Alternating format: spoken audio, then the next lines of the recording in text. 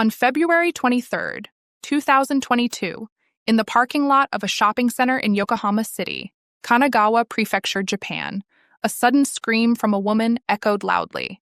It was a woman in her 20s, known by the pseudonym Yuki, who was screaming in broad daylight, clad only in her underwear. The attention of the people around was instantly drawn to her. At that moment, she took out a razor blade and began to slash her arm. Those nearby were startled and rushed to take the blade from her and stop the bleeding. Then Yuki pointed towards a car and screamed in distress, "Please, arrest that man." A short while later, the police and an ambulance arrived on the scene.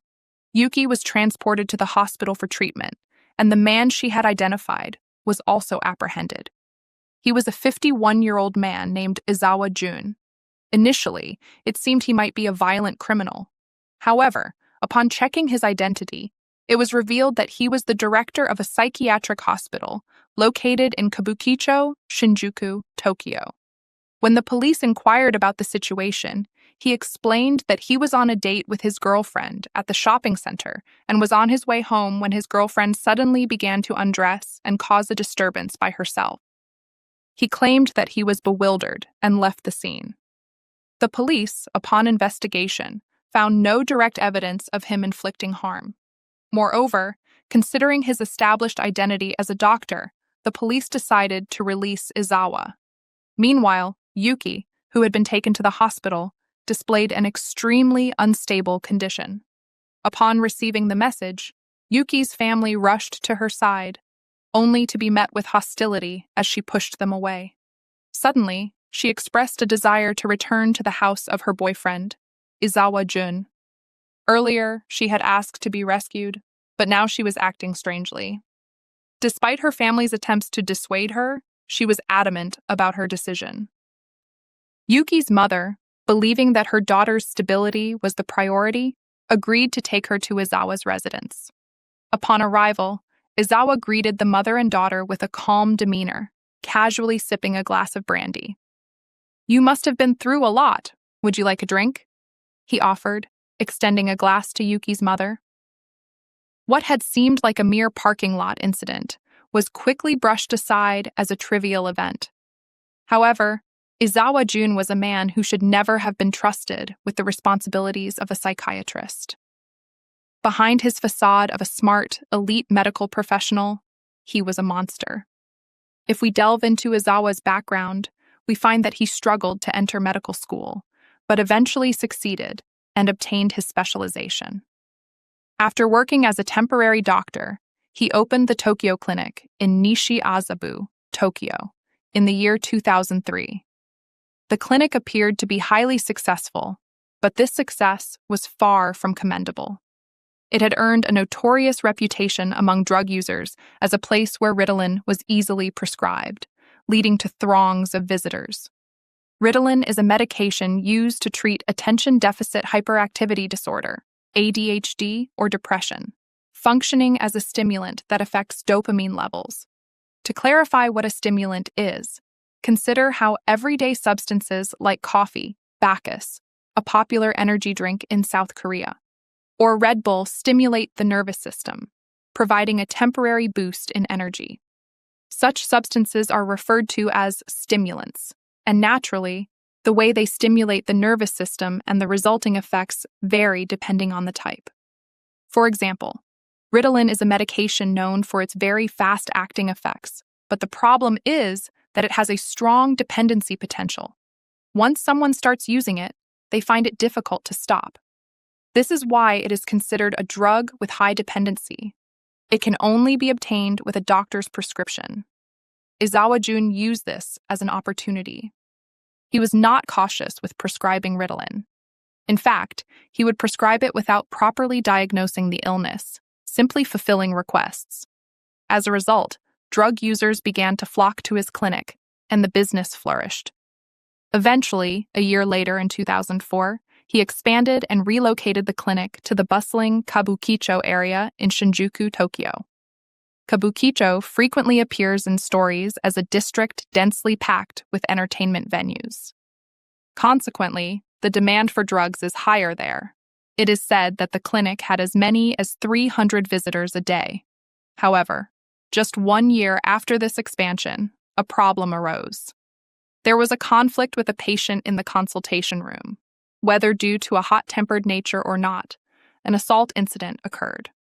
As a result of this incident, he was sentenced to 2 years in prison with a 3-year suspension of the sentence, and his medical license was suspended for 2 years.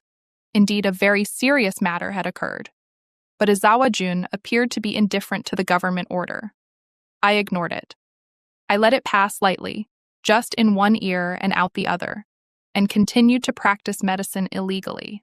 However, just a few months before the suspension period was about to end, an anonymous tip-off was made to the police. In the process, a shocking fact came to light. The police examined the records of prescribed medications. It turned out that in the year 2007 alone, a staggering 1,020,000 tablets of Ritalin were prescribed. This is an astonishing figure, especially since Ritalin is classified as a narcotic. Eventually, Izawa Jun was prosecuted for violating medical laws. For 7 years, appeals and retrials ensued, repeating the legal battles. Ultimately, in 2014, the case was settled with a fine of 5 million yen, approximately $33,500, and another 2-year suspension. Of course, at that time, Japanese society was so affected by this incident that it led to amendments in medical laws. However, Izawa Jun, even in such a situation, continued to fulfill his desires. This time, it was not about money. During this period, there was an instance of widespread attention.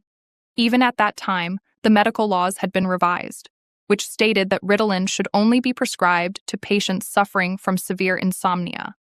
In other words, this meant that it was nearly impossible to obtain it from other hospitals. Consequently, individuals dependent on drugs flocked even more to Izawa Clinic. Around this time, Izawa Jun began secretly approaching young women who were desperate for these narcotics. He would say, "Do you need the medication now? You cannot get it anywhere else, but I can provide it to you. However, would you sleep with me in return?" His approach was extremely audacious. On one occasion, he found a woman he fancied. He took the address from her insurance card and went to her place. However, this woman refused his proposition for intimacy. Do you know how Izawa Jun retaliated? He prescribed 500 tablets of Ritalin to her. Although the medication was difficult to obtain, she had an abundance of it. She frequently consumed them and fell into a state of severe addiction. In reality, she reportedly took more than 200 pills over the course of 5 days. She was immediately taken to the hospital for emergency care. After this incident, Izawa secretly went to see her there and took her away. She continued to struggle with serious health consequences afterward. It is difficult to comprehend how someone could behave in such a manner. Then, in February 2021, a young woman in her early 20s named Yuki visited the hospital as a patient. She was the same woman who had previously drawn attention in the parking lot. Yuki was a nurse by profession. However, after enduring inappropriate treatment and harassment at her workplace for 2 years, she decided to resign. This experience left her deeply traumatized.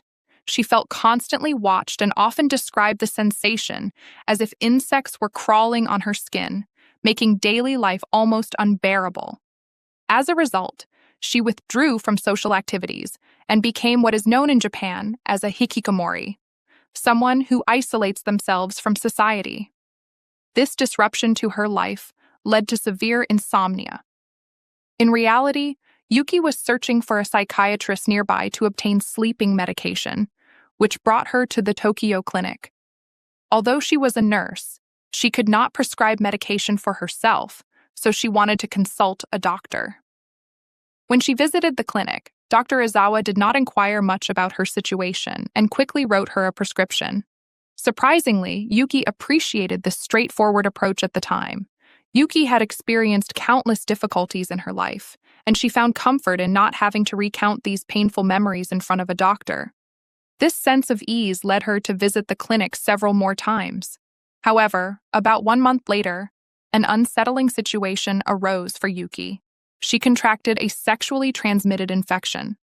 Normally, she would have sought treatment from a gynecologist, but doing so would have required her to reveal that she had experienced unwanted advances, which made her extremely uncomfortable. As a result, she chose to visit Izawa Jun's psychiatric clinic, where she felt more at ease. There, she carefully asked for a prescription for antibiotics. However, Izawa Jun behaved in an incredibly cunning manner. He suddenly asked her to undress completely and show him her naked body. Yuki, taken aback, immediately fled the scene, but upon reflecting on the situation, she wondered if his request was genuinely an attempt to check her condition. Adding to this complexity, Yuki actually had feelings of affection toward Izawa Jun.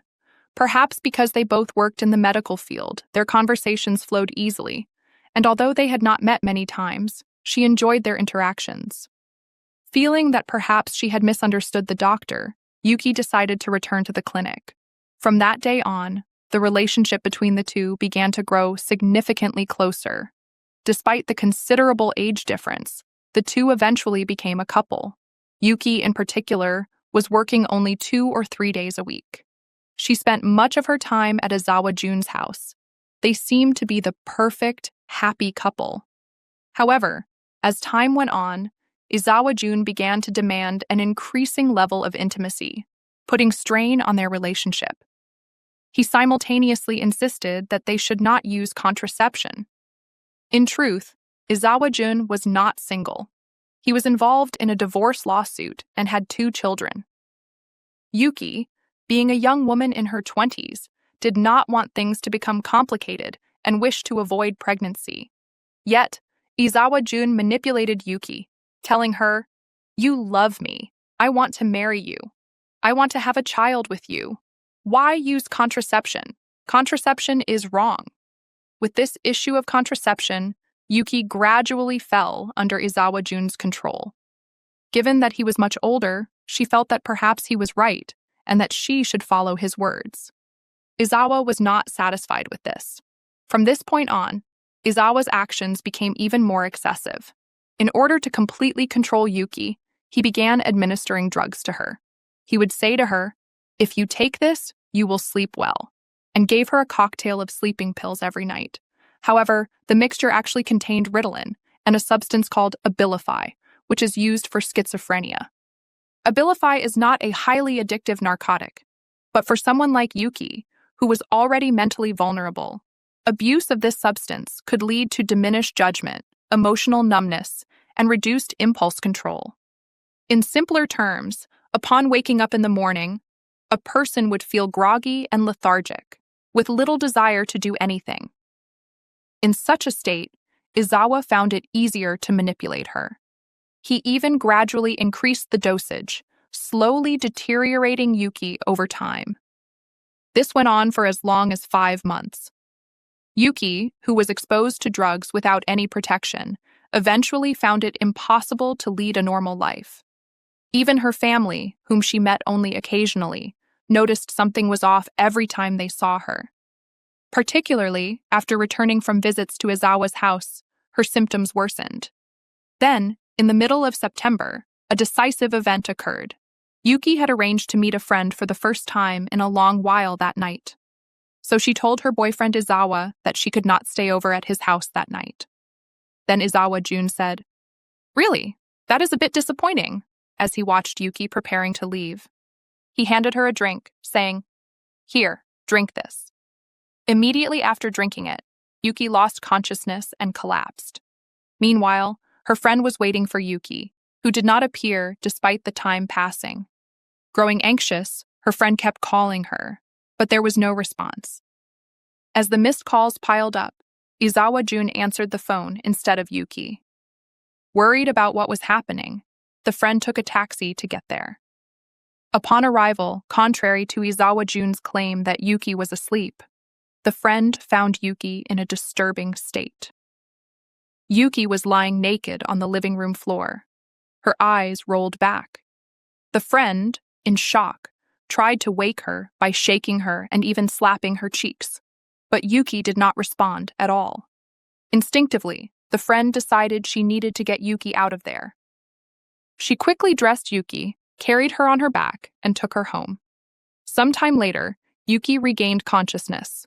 Confused, she asked, "Huh? Why am I here?" She could not remember anything. While still bewildered, a call came from Izawa Jun, her boyfriend. He demanded, "Hey, can you not come back immediately? Do you know what is going to happen if you do not come back now?" he shouted, his voice loud enough to be heard outside the receiver. This was the first time Izawa Jun had ever raised his voice like this, at least from Yuki's perspective. Startled, she was left wondering if she had done something wrong, despite not remembering anything. In her confusion and panic, she hurried back to her boyfriend's house. Yuki's friend, witnessing this, realized that Yuki was not in her right mind and concluded that the situation was dangerous. She urgently suggested to Yuki's parents, "This is too risky.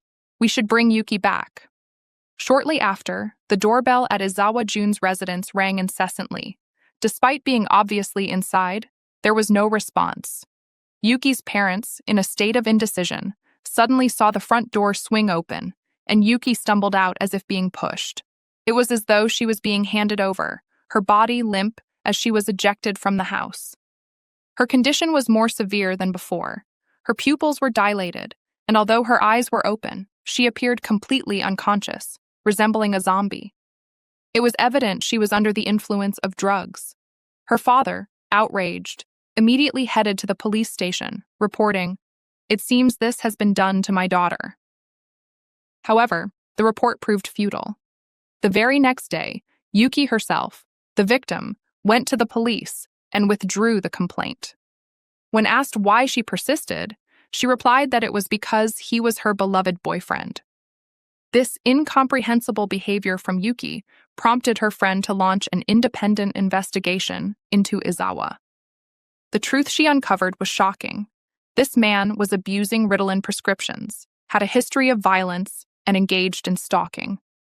She gathered all this evidence and showed it to her friend, Yuki, urging her to break up with him immediately and to never go near him again. Even Yuki's family got involved, but at that time, nothing could reach Yuki. A few months later, starting in October, Yuki moved out of her home and began living with Izawa. At the same time, she helped out at Izawa's clinic during the day. However, her life soon became akin to that of a slave. Izawa continued to exert control over her, and any sign of defiance was met with violence.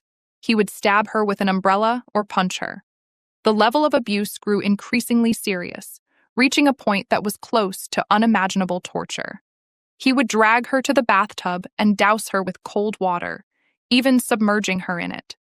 He would suffocate her to the point where her life was in danger. He even made his own device by attaching rubber bands to a plastic board, and with this, he caused her pain by pinching various parts of her body. In addition, Izawa Jun insisted on intimacy in an excessive and pressuring way every day. He frequently used medication to enhance his performance and repeatedly pressured her into unwanted physical closeness throughout the day. Enduring all of this, Yuki felt extreme fatigue and mental anguish. She was gradually breaking down. In such a situation, one would expect to feel a sense of crisis. Yet instead, she thought, "No, Izawa is a grateful person who loves me. How happy I am because of him." This was a complete state of gaslighting-induced mental manipulation. Particularly, even though Izawa behaved so harshly, if he occasionally spoke kindly, she felt warmth and love from those moments. She even thought about marrying and living with this man. She was entirely dominated by Izawa. However, during this period, Izawa's condition was not good either. He was also addicted to drugs and suffered from auditory and visual hallucinations. He would draw all the curtains and block every hole in the house, muttering, "Someone is watching me." One day, he filled the bathtub with hot water in a dark bathroom and just entered it fully clothed. And then he suddenly let out a loud scream. It seemed like he was tormented by delusions, suspecting that Yuki was being unfaithful, and he would just walk in fully clothed. Again, he let out a loud scream. It appeared as though he was tormented by delusions, suspecting that Yuki was being unfaithful, and he would just walk in fully clothed. He suspected that Yuki was being unfaithful and just walked in fully clothed. He threw his phone in a fit of rage, breaking it. Truly, what is this situation? Then one day, Yuki felt it was unfair that she was the only one suffering in this way, so she secretly looked through Izawa-jun's phone, and here she discovered something shocking. During this time, Izawa-jun was giggling and meeting with other women, maintaining contact with them. Driven by betrayal and anger, Yuki, with a mind seemingly set on showing Izawa-jun, decided to take revenge in her own way. How did she do this? She swallowed 200 sleeping pills at once. Then the next day, she took another 100 sleeping pills and completely collapsed. It was truly a miracle that she did not die. However, Izawa-jun, observing this, did not intervene. He found it amusing and recorded it on video. Then, after a day or two, when Yuki's condition reached the brink of death, only then did he call emergency services. However, he did not accompany her to the hospital. The medical staff at the time were shocked when they assessed Yuki's condition. This was because, apart from the sleeping pills, her entire body was covered in bruises and emaciated. They immediately informed her family of the situation. Yuki's father, filled with anger, contacted Izawa-jun, who responded in an outrageously brazen and rude manner, truly turning the situation on its head. Yuki hurled words at him, unable to forget the heartache caused by his family. "Your daughter is a doctor, right? She just reduced the medication on her own, did she not? Is it not because your sperm is rotten that your child ended up like that? Do you not know that?" He unleashed a torrent of unspeakable abusive language even to the father of his supposed girlfriend. Despite experiencing such indignities, Yuki once again found herself losing to his household. Yuki repeatedly returned to his home, trapped in a cycle that continued without end. It was a deeply tragic situation, as she found herself unable to break free from Izawa's control. At the same time, Yuki began to release her stress and anger on her own body, cutting her hands and arms in a reckless manner. It was a precarious situation, as if living on the edge of a cliff every day. It was within this context that the incident on February 23rd at the shopping center parking lot occurred. So what exactly happened on that day? The two of them appeared to be an ordinary couple enjoying a date at the shopping mall. However, on their way back, as they were in the parking lot, Izawa suddenly noticed some garbage. Without reason, he commanded her, "Hey, go pick that up." At this moment, Yuki was wearing a short dress and high heels, making the task rather uncomfortable. When she hesitated, Izawa suddenly criticized her attire, shouting, "Who wears something like that? Take it all off." However, Yuki, having been brainwashed, simply followed his orders and removed her clothes, leaving her in her underwear. At this moment, Izawa-jun stared at her blankly, then abruptly turned away and left the room. In that instant, one would expect Yuki to feel overwhelming shame and embarrassment, but instead, she was struck by a sudden panic at the fear of being abandoned. In her panic, she screamed and grabbed a knife from her bag. She was later taken to a hospital, but despite her family's attempts to stop her, she returned to Izawa's home once again. One might wonder what could be done for this woman. However, this was not the end. Merely 3 days later, another incident occurred. On February 26th, Yuki had a phone conversation with a male acquaintance for work-related reasons. It was strictly business, but Izawa seized on this to pick a fight, accusing her, "Are you talking with your ex-boyfriend?" He erupted in anger without reason, and violence ensued. As if that were not enough to calm his rage, he began to pinch Yuki in a manner akin to torture. In fact, her wounds were still healing at the time, and blood along with pus oozed from them. At this moment, for the first time, she felt the terrifying realization that she might actually die. Thus, on that particular day, Yuki resisted Izawa desperately. As the commotion escalated, a nearby resident reported the incident. The police, responding to the assault report, arrived and took Yuki to the hospital and proceeded to search the house. During this search, they discovered 280 milligrams of drugs. They had come for an assault but found drugs instead. Although Izawa adamantly denied it, could he really get away with it? He was immediately arrested on charges of violating the Stimulant Control Act. Meanwhile, as Yuki was recovering in the hospital, she received devastating news that made her feel as if her world had collapsed. Her beloved younger sister had passed away after a period of deep despair and a desperate struggle. Her sister had often spoken extensively about her elder sister, Yuki. Despite this, she was genuinely worried and struggled greatly. Without the family's knowledge, she secretly exchanged messages with Izawa, who was Yuki's boyfriend, to ask him to take good care of Yuki. However, Izawa would instead boast to her sister, saying things like, "Your sister is so disobedient that I tortured her in this way and that way," as if it were something to brag about. Unable to withstand the shock of hearing this, her sister eventually became overwhelmed and chose to end her own life. As a result, Yuki finally became aware of her situation, burdened by the belief that she was somehow responsible for her younger sister's passing. The guilt was overwhelming. Determined to break free from Izawa for the sake of both her sister and herself, she began to take action. On March 28th, Yuki filed a report of assault. This marked the beginning of the exposure of Izawa's previously hidden misconduct. Authorities conducted a search and seizure at his Tokyo clinic, and more female patients came forward, reporting that they had been subjected to inappropriate behavior by him. His serious offenses, including overprescribing medication, inappropriate conduct, and misuse of drugs, were fully brought to light. The trial commenced in February 2023, and Izawa remained shameless until the end.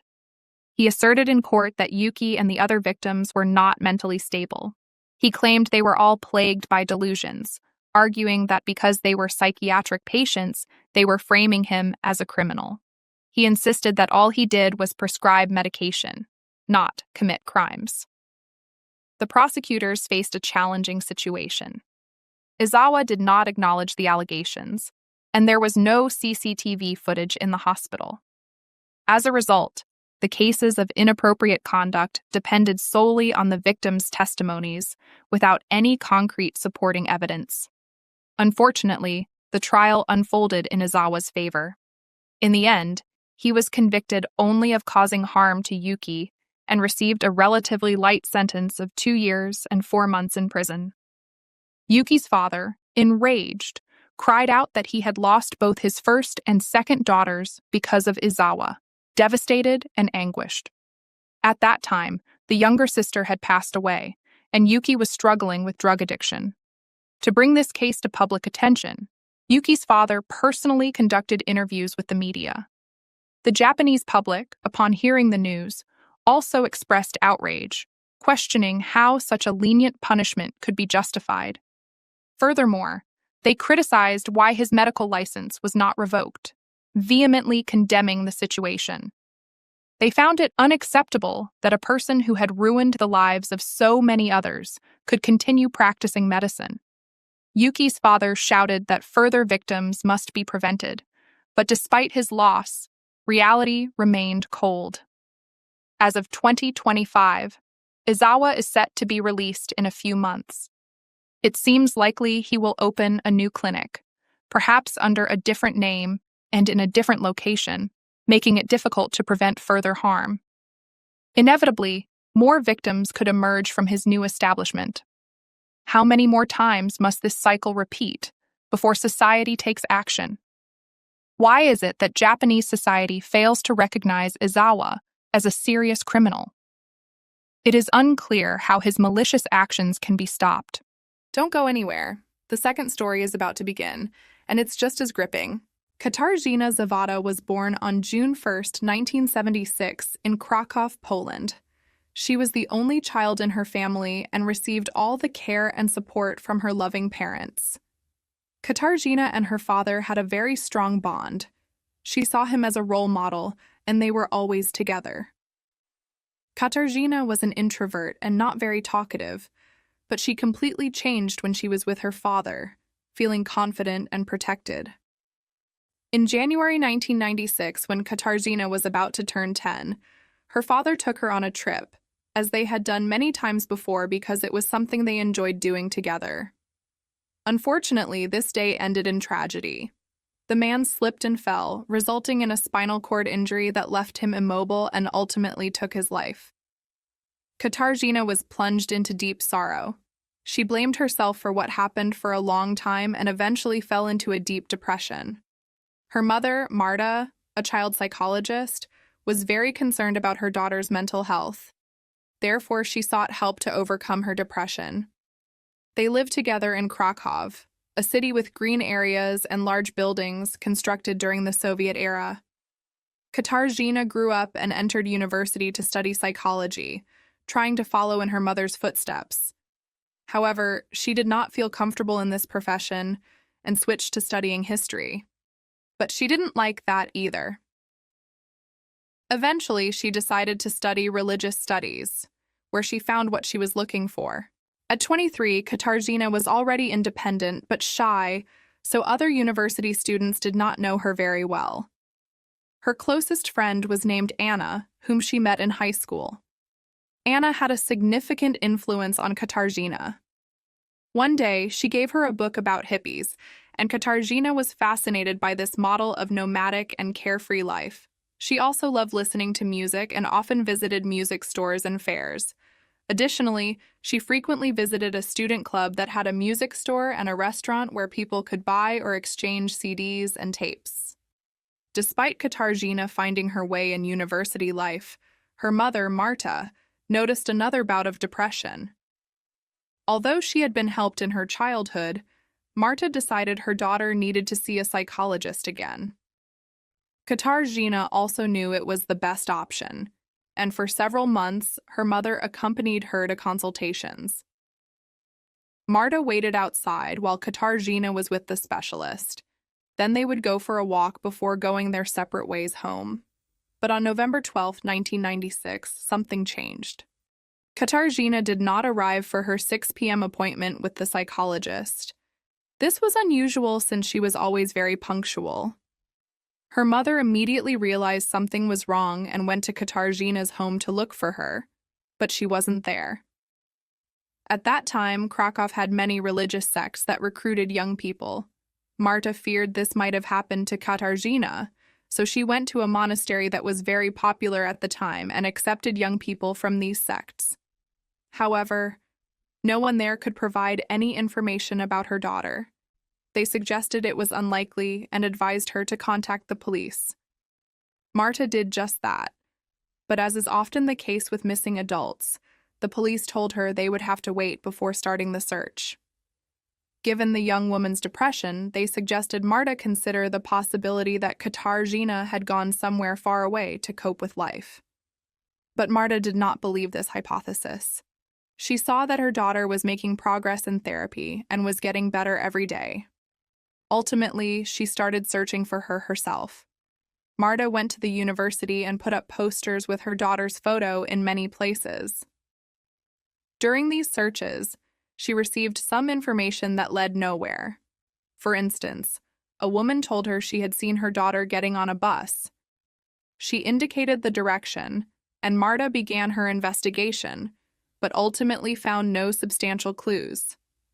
She then decided to hire a private detective for help. During this time, Marta also received 2 calls from a man who invited her to Krakow's Central Square, claiming to have information about her daughter. The private detective advised her not to go to these meetings, as it could be a trap.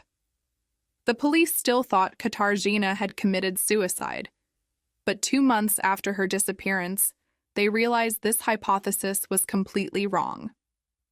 On the night of January 5, 1999, a tugboat was approaching its mooring spot on the Vistula River in Krakow when its propeller stopped working. Such problems occurred frequently because debris from the water often got caught in the blades. Used to these difficulties, the captain docked the tugboat, secured it, and said he would resolve the issue the next morning. Early the next morning, the captain returned to his ship and, along with a sailor, began removing debris from the propeller. What they found was a piece of thick fabric, or possibly skin, wrapped in clothing, with a human ear with an earring nearby. Disturbed by this discovery, the two men called the police, and officers determined that the supposedly wrapped piece of skin caught in the propeller was human skin. There was no body, only skin removed with surgical precision. The police quickly began searching the river for more remains.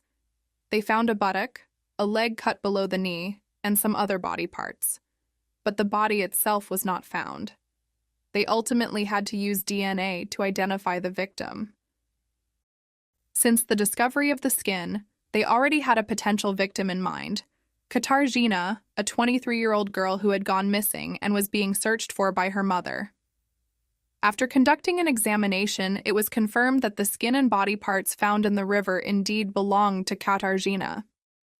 The police began to profile the person who could have done this horrific thing to her. They hypothesized that it was a sexual maniac, but not a typical one. They thought it was a man who wanted to be a woman and realized his fantasy by literally putting himself in a woman's skin. According to the forensic pathologist, it was determined that the skin had been removed from the young woman's body while she was still alive. The police called Katarzyna's case one of the most horrific incidents in the country and were determined to find the culprit. During the investigation, officers discovered that Katarzyna had not attended university classes for 3 weeks before her disappearance. Marta hadn't noticed this because her daughter followed her usual daily routine, and she had no reason for suspicion. Katarzyna told her mother that she left home at the same time and returned when classes at the university were over. Difficulties reconstructing the last days of the girl's life since she had only 2 friends, Anna, whom we already mentioned, and another girl named Hola. Both stated that they knew very little about Katarzyna's true thoughts, as she was very secretive. The classmates at the university weren't much help either. They said that she attended classes but sat at the back of the room and didn't interact with any of the students. When she started skipping classes, no one noticed because she was very reserved. It turned out that before her murder, Katarzyna made some changes to her appearance. She started losing weight and dyed her hair from black to blonde. Investigators then began to suspect that she had met someone, fallen in love, and wanted to look better. They also suspected that this person might be responsible for her death. When officers tracked Katarzyna's movements during the 3 weeks she was absent from the university, they found nothing unusual. She was seen in the same places she often visited: the music store and the student club. There she frequently interacted with a guy named Jakob. Some people said it seemed like Katarzyna was in love with him, but since Jakob had a girlfriend, they were just good friends who often exchanged records and read the same books.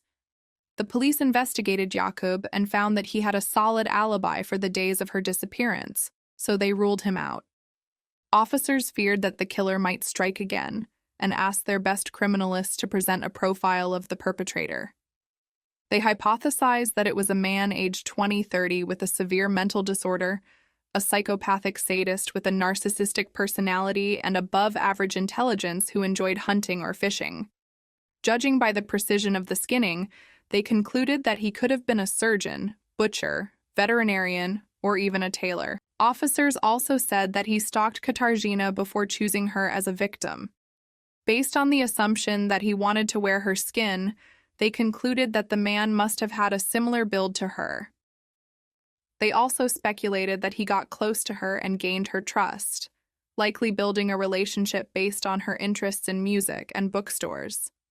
The brutality of the murder was seen both as directed at the victim and as the killer's own anger, hating her for being a woman because he wanted to be one but couldn't.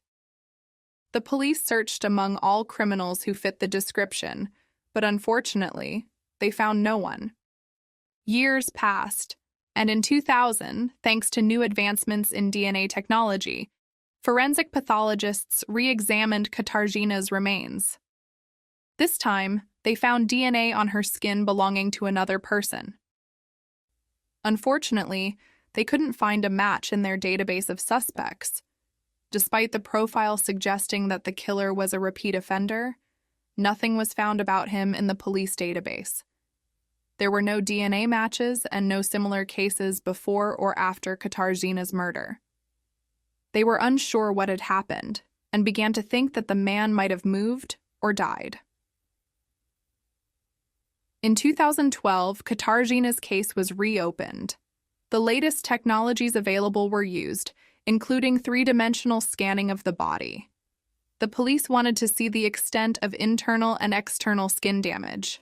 The scan showed that the girl had received numerous blows to her body, and judging by the type of injuries, they suspected that the attacker was someone very skilled in martial arts.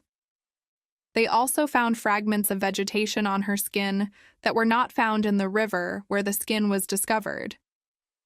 This clue was crucial in determining the murder site, as the type of plants corresponded to a very specific area in Krakow. Despite these promising developments, the case went cold again for another 5 years. In 2017, the case took a dramatic turn.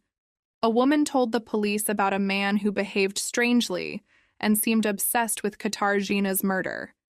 He even visited the symbolic grave that her mother had made. This man had served in the army and also worked in a morgue. As if that wasn't enough, he lived near the river where Katarzyna's skin and remains were found. The man was identified as 52-year-old Robert Janczewski, who was considered a weirdo by everyone. Robert had a very difficult childhood. His parents abandoned him at birth, and he was raised by his aunt. But she died when he was 2, and he was taken in by his paternal grandparents, who had a long history of physical abuse of their children. He lived there until he was 11 years old. At this age, he moved in with his parents but did not receive the well-being he had expected. His father was a poet and artist who was always in his own world, and his mother never showed him any affection. She suffered from migraines, and most of the time, the house had to be dark and quiet. Obsessive faith and violence became hallmarks of Robert's life. He had very few friends in school due to his aggressive and unpleasant behavior. At the age of 20, he was drafted into the army for military service and worked in a morgue for some time, helping with autopsies. After his service, he worked at the Zoological Institute, where he skinned several animals and was fired after he killed all the test animals. A few years earlier, Robert had already come to the attention of the police in connection with Katarzyna's murder. He was a man who dressed as a woman and harassed other women on the street, but at that time, they couldn't link him to the crime. When the police received a tip about this man, they questioned his mother. She said that after Katarzyna's murder, her son changed significantly. The woman was very old, but she said she remembered well how one day Robert fell to the floor and cried, saying that he did not kill Katarzyna and that his friends from the gym had framed him. She also mentioned that after the murder, Robert became more religious and attended church almost every day. Several witnesses noted that he indeed often visited Katarzyna's grave and always left a burning candle. Some people also said that he wrote letters and buried them near the girl's grave, but the police searched the area and found none of these letters. The more the police investigated the case, the more they realized that Robert was the person they were looking for. Several witnesses reported that he loved to wander around the city for hours because he was unemployed and did not have much money. They said he was passionate about cinema and frequently walked around the market square, pretending to be interested in music and books. Robert had followed Katarzyna for several days and knew what she was interested in, so he approached her to talk about it. Thanks to various witnesses, the police were able to establish that the two knew each other, but Robert vehemently denied knowing the girl. After some time, the police discovered a detailed diary in which the man wrote about the women he stalked. The diary entries were not made public as the prosecutor requested it to be classified as a secret document. It was very important for arresting the person and bringing him to trial. The police found out that Katarzyna and Robert met while talking about music and books and that they went to the cinema several times. This is confirmed by several eyewitness accounts who saw them together at that time. Katarzyna was very vulnerable during that period of her life, so she appreciated the attention Robert gave her. It is even known that she changed her hair color from black to blonde because Robert preferred that color. They had a good friendly relationship, and on the day of her disappearance, he invited her to visit his family's cabin in the morning. This cabin was abandoned and never used. Katarzyna agreed, not realizing that at that moment, this person intended to take her life. When they arrived at the cabin, he began a horrific ritual. Robert hit her to make her lose consciousness, and after that, he started to skin her, causing her to lose her life. Once he removed the skin, he put it on himself as if it were a suit. However, it didn't fit him. Robert was very angry and decided to dispose of Katarzyna's body, keeping some parts and the horrific skin suit he made. A few days later, he got rid of it along with the body parts he had kept, throwing everything into the river, hoping no one would find it. But eventually, as we already know, the skin was found, and the police tracked him down many years later. Since the cabin was abandoned and never cleaned, the police went there and discovered Katarzyna's DNA in the bathroom. Eventually, there was physical evidence linking Robert to the girl, but he continued to claim that he did not know her. By this time, his story had completely fallen apart, as Robert's mother stated that the cabin had not been used for many years, and that no one went there except her son. Robert Janczewski is currently still in custody for the murder of Katarzyna Zawada. He was arrested in October 2017, 19 years after the crime was committed. Initially, it was said that Robert would remain in prison and that the trial would begin in March 2019. The proceedings in this case are ongoing, and due to the closed nature of the trial, information is limited. It is known that in January 2024, the court gathered nearly 500 pieces of evidence, but the details remain confidential. What do you think about this story? Write your opinion in the comments and subscribe to my YouTube channel. See you in the next episodes.